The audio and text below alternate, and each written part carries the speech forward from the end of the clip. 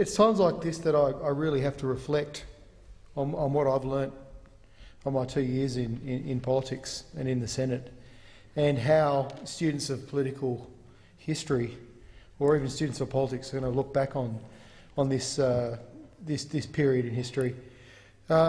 Just a few months ago, I asked the Antarctic Division, the head of the Antarctic Division, about reports that week that there'd been an irreversible collapse in the Antarctic ice sheet. And they, may I give a plug for some of the best scientists in the world who are based in Hobart, who work at the Antarctic Division and CSIRO and IMAS. They said yes, look, this has been a long-standing internationally cooperative study, and it's very disturbing. And I weigh that up in one hand, that we've got this evidence, this developing evidence from our scientists that the world's rapidly changing, more than we anticipated. And on the other hand, I'm standing here tonight about to farewell the clean energy package, work that the Greens and Labor, but especially Senator Milne and previous to that Senator Bob Brown, and a number of people in my party have put their heart and soul into now for literally for decades, to try and get action on climate change. And I have to ask myself, how did it come to this? And the more I've been thinking about this in recent weeks, the more it's really become obvious to me and self-evident that politics is about winning. Politics is about winning, not about necessarily the citizens or the voters in this country winning, and not necessarily about good policy winning, but political parties winning and people within political parties winning. That's what this is about. And I think about the Antarctic ice sheet and I think, well, how can we do things differently? And while on one hand, it's tempting to say that, I think it was described in the editorial in the Canberra Times this week, that the Prime Minister, Tony Abbott's style of politics they call total politics. Total politics. The do whatever it takes, say whatever it takes, especially in his 3-year negative election campaign, on a policy that was only just coming into play, only just being implemented, that he never gave the chance to succeed. Is it just this determination to win and to grab power and to put your political party before good policy and before the good people, or is it more than that? And I actually do think this fierce determination to win at all costs, say whatever it takes, lie, deceive, is a big part of it. But I also can't help thinking that when you've got big backers, when you've got people pulling your chain, big think tanks with their ideology and special interests, the vested interests that are influencing your party and donating to your party, that's also had a really big role to play in why we're standing here tonight, seeing a very sensible policy to tax carbon pollution, which leads to global warming, which is the biggest market failure of our time, being thrown down the drain because of short-term politics and short-term self-interest. And it's, as an economist and someone who's taught environmental finance, I'm going to have to go back and have a good look at my textbooks, because this idea of government having a role to play in correcting for a market failure is an idea that goes back to some great thinkers from the last century, such as Arthur Pigou. Interestingly, I enjoyed Senator Leyonhjelm's first speech to the Senate the other night, where he plucked out some interesting, I must say highly selectively, some interesting academics and great thinkers to support his philosophy and why he's here in the Senate. And one thing he talked about was where the individual freedom, where it intersects with impacting on other people and the necessity for laws. And that's exactly what we're dealing with here with pollution. When a company's activity or an individual's activity impacts on someone else, it's exactly the same as looking at individual freedoms in our legal system. And this theory that government has a role to play in correcting these types of behaviours is exactly the role that government has to play in fining people who offend or providing imprisonment or other services. When a company dumps something in a river and it kills everything in the river, so the fishing industries die, a government has to step in and find that company and provide incentives to make sure it doesn't happen again. The same way when I have a factory that's polluting the atmosphere and I create acid rain and it ruins the livelihood of farmers in my area. That externality, that external impact of my activity, once again, has to be dealt with by a government. Who else will do it if a government doesn't? This is well-established economic theory and is exactly the basis for what a price on carbon is. It's supposed to cover the externality gap that is caused by carbon pollution. To get back to the very, very basics of what we're dealing with here. We're dealing with a comprehensive package, ambitious, showing global leadership on taking action on climate change, which my party deeply believes is necessary. And I know lots of young Australians believe is deeply necessary. And it is the most efficient, from an economic perspective, the most efficient way of dealing with this issue of global warming. Now, the carbon package wasn't just a price on pollution. On its own, a price on pollution may not necessarily do the job. But this package was very cleverly structured to collect the revenue, collect the data and information that's necessary for a flexible pricing scheme further down the track. It was also necessary to collect that revenue and direct that revenue towards behavioural change in the economy, towards providing a green bank that's going to invest in renewable energy projects through, for example, ARENA or the Clean Energy Finance Corporation, or provide money for a climate change authority, or a whole range of other initiatives that were absolutely complementary and necessary to transition the economy here in Australia and hopefully overseas to a clean energy economy, and along the way create hundreds and thousands of new jobs, incentivise innovation, research and development, new technology, new jobs, the industries of the future, all the sort of catchphrases you hear in this chamber. Yet it's being thrown out. It's being thrown out because this government's total politics, this win at all costs, regardless of whether this is a good policy and it's good for the Australian economy and it's good for the future of our grandkids. And may I say that the emissions reduction targets that have been talked about in the media recently, 5% below 1990 levels by 2020, isn't enough. There's no point in reducing emissions unless those emissions are being reduced enough to actually tackle the problem that has led to things such as the collapse of the West Antarctic ice sheet.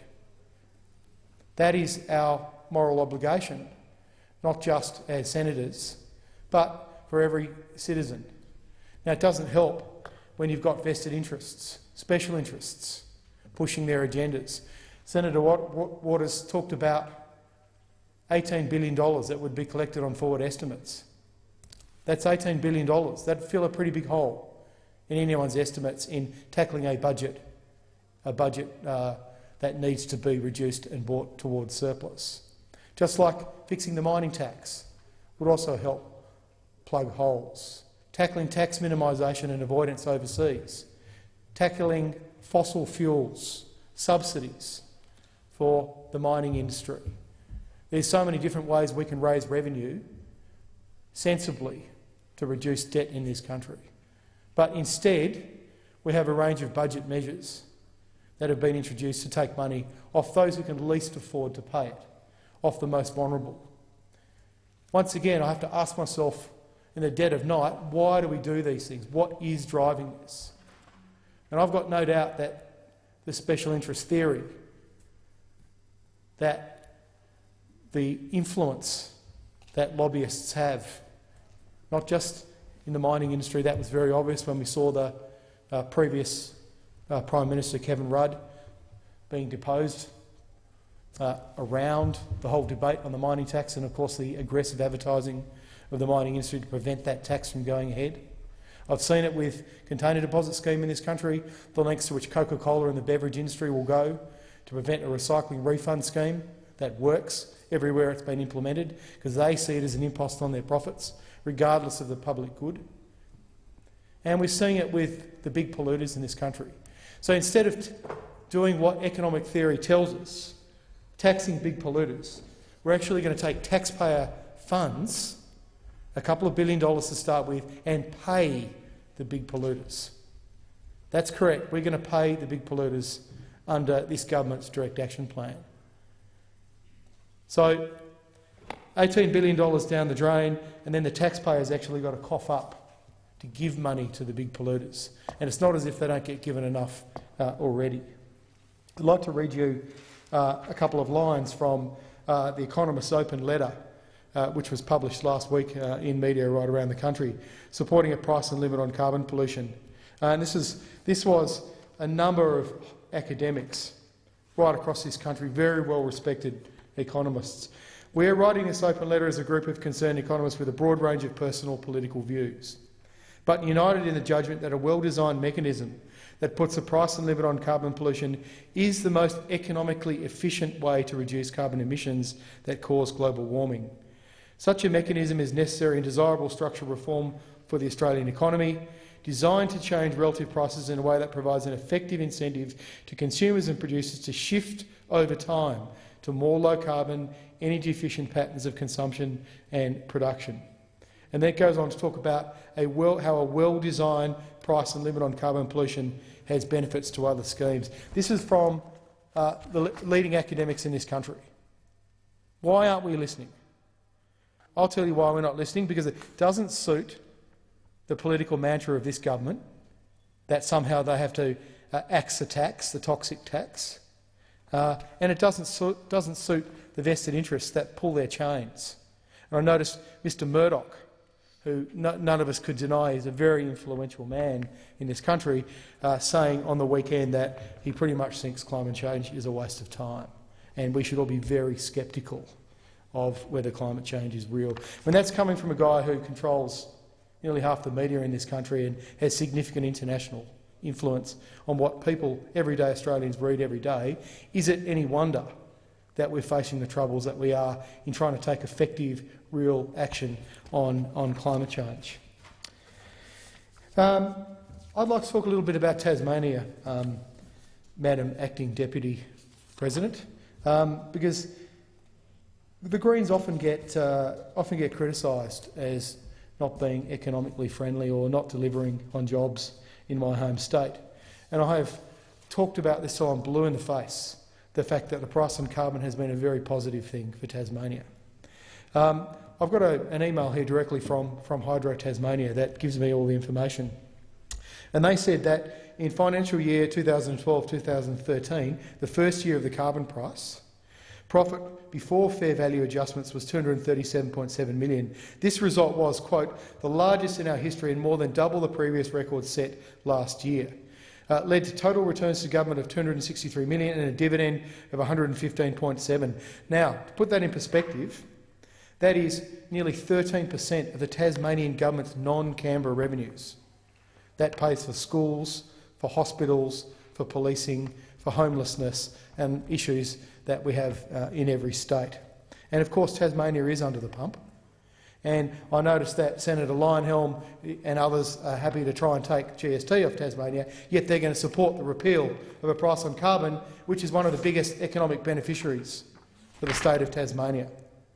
Hydro then go on to say, over the next 2 years, Hydro expects to return more than $450 million to the state of Tasmania. However, the outlook after that is challenging as a result of a range of factors, including a subdued wholesale market for electricity, driven in part by reducing overall customer demand and uncertainty around future carbon pricing in Australia. While the business has provided strong returns to government over recent years and is again on track to make a record underlying profit this year, the financial outlook for the next few years is challenging. In 2015, Hydro expects profits will fall below $20 million, less than 1/10 of levels under a price on carbon and the clean energy package. Now, that is something that the Greens with Labor have delivered to Tasmania. Hydro have said in the media last week that 100 jobs are going to be lost when the price on carbon goes. That's 100 jobs in Tasmania. That's a very significant loss to my state. Not to mention the funding cuts we're seeing to CSIRO and the Antarctic Division around climate science and the uncertainty that is creating in a community, especially in Hobart, in the south of the state, that is absolutely critical to Tasmania. And it's not just critical because it employs a lot of people. Strategically, it's critical because it is something that my state very proudly has a competitive advantage in. We are world leaders in climate science based out of Hobart. And it really concerns me, Madam Acting Deputy President, that on one hand we have a government that is unwinding action on climate change, which is what we're debating here tonight. And on the other hand, it has the world's best scientists leading research on climate change. And at what point does this science on my left hand start embarrassing the government on my right hand when they don't want to hear about the collapse of the Antarctic ice sheet or ocean acidification or extreme weather events and the damage that is doing? Now let's talk a little bit about extreme weather events. Every scientist who understands global warming has talked about the expected increase in frequency of these types of events. Just today, around the Victorian bushfires, we saw a settlement payout to victims of those fires of nearly $500 million. Now, in the future, those types of events and the risks that they pose will need to be managed by governments and by communities. And in the future of climate change, the amount of money this is going to cost our economy and the death and destruction it's going to do to communities and the damage it's going to do to ecosystems, some things you can't value in monetary terms but are so absolutely important to our spirit and who we are. Irreplaceable, the loss of species and biodiversity. How are we going to manage that if we don't take effective action now? And I even say to students, when I used to teach them, you don't have to believe in climate change to take action. You don't need proof to be prudent. That is what the insurance industry has run on for hundreds of years. You don't have to have proof. You just need to take sensible risk management action. And being weak on action on climate change and putting your questionable increase in electricity bills ahead of action on climate change is not only dangerous, it's very sad. And that's all I've heard in this chamber. Senator McDonald and others who come in here day in, day out and talk all the slogans and all the nonsense, I hope that when he retires, he goes away and he's proud to tell his grandkids that he worked in the Senate to try and lower people's electricity bills. I hope he goes away and he's proud of that achievement. All I can say to people like Senator McDonald and others is that we may not win this battle tonight, but we will be on the right side of the chamber when that division bell rings, and we will be on the right side of history. And people like Senator Milne and Senator Brown who are taking this action are going to be remembered when they're gone. But people like Senator McDonald won't be, because we are the only ones who've got the courage to actually stand up and implement this and take all the rubbish day in, day out that goes with it, and still stand here with dignity and say that we're going to have another go, because we're not going to let big polluters and special interests that have got so much vested interest in protecting their profits win out over action on climate change, especially when the rest of the world is starting to catch up, and we've shown global leadership in this area. We've shown global leadership, and that in itself has to be worth something.